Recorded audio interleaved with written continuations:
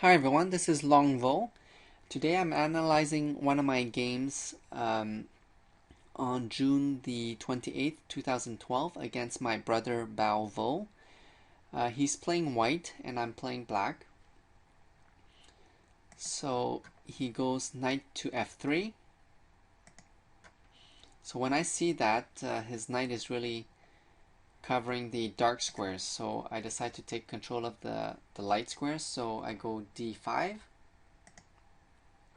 He goes g3 with the idea of fianchetto and kingside castling.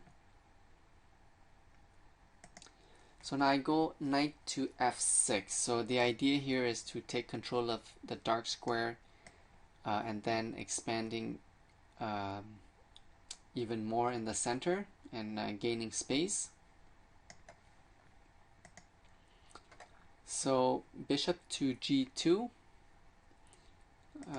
So now I go e5 and he goes d3, preventing me from pushing further. And this is like the white version of the purest defense. I find it a little bit passive. So I go f5, putting more pressure in the center with the idea of later on pushing my pawns here. And he goes c3, opening the diagonal for the queen. So knight to f6. So I really like that move because I do like pushing the f pawn and then going the knight right behind it, because this is like becomes an outpost. And unlike on this side, this knight here is blocking off the c pawn here from opening up diagonals and gaining space in the center. So now he starts pushing on the queen side. So b4, and now I start attacking in the center with e4. So d takes e and f takes e. So I don't want to take with d, or else he can exchange queens and my knight will be in a bad position. So I'm threatening his knight. So knight to d4. So same thing, I don't want to attack his knight, losing a tempo, and then he could simply recapture with the queen and developing the queen with tempo. So I go bishop to d6, continuing the development, because I see that he's launching a queenside attack on this side here. I felt it would be safer to castle kingside, so that's why I developed the dark squared bishop to be able to castle. So he castles short and I castle short, and he pushes a4.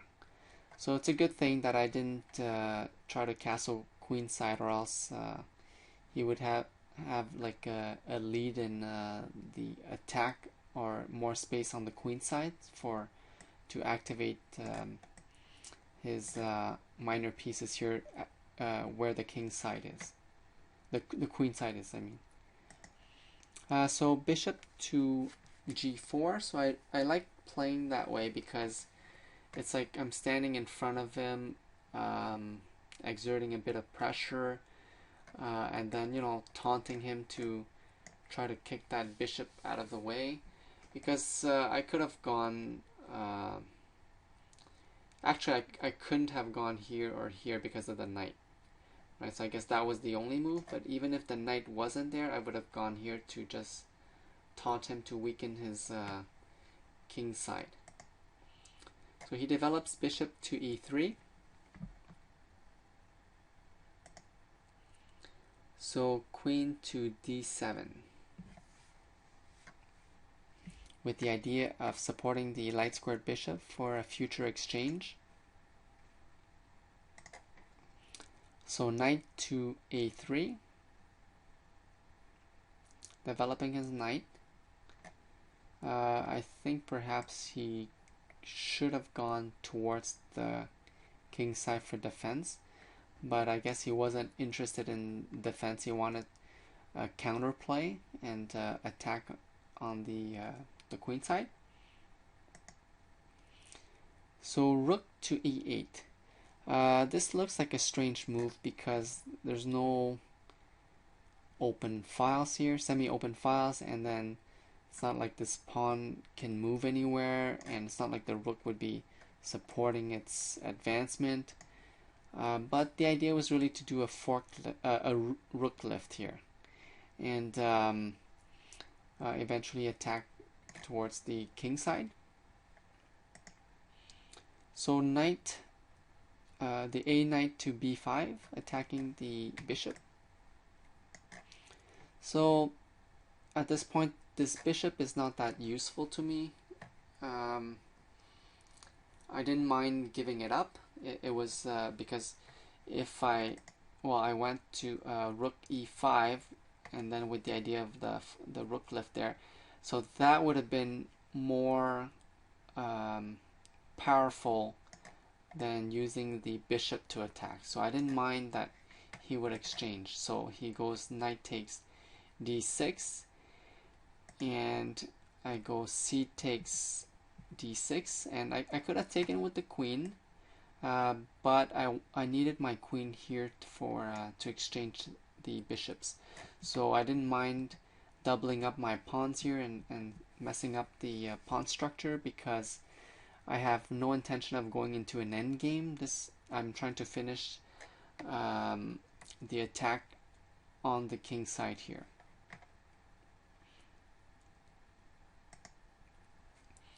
So b5, threatening the knight.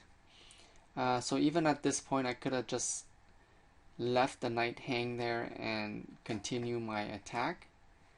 But you know, since there is another knight that I can simply exchange, then it's not really losing a tempo, because my next move is to move my rook. So whether he takes back with the bishop, the pawn, or the queen, my next move is to move that rook. Then I decide knight takes d4. So now he takes with his bishop. So bishop takes d4. So you know, I thought that if he takes with the queen, it would have been better, because the bishop here is actually playing a defensive role, which is not a bad thing. And by capturing with the queen, he's completing development, connecting his rooks. Or even, you know, if he took with the pawn here, he would open up the c file here, so he could make his, activate his a rook. But instead, he takes with the bishop, and then the queen and the rook are less active that way. But he knows that the reason why he took with the bishop is because if he takes with the queen, he's not really threatening the rook because it's defended, right? So if he takes with the bishop, then he is threatening the rook. So rook goes to h5, just like I planned. So now, as you can see, all my pieces are very active towards the king side. So everybody has a potential attack eventually, and they're all active. Over here, he has a lot of space, but he's not really doing anything with it. He's not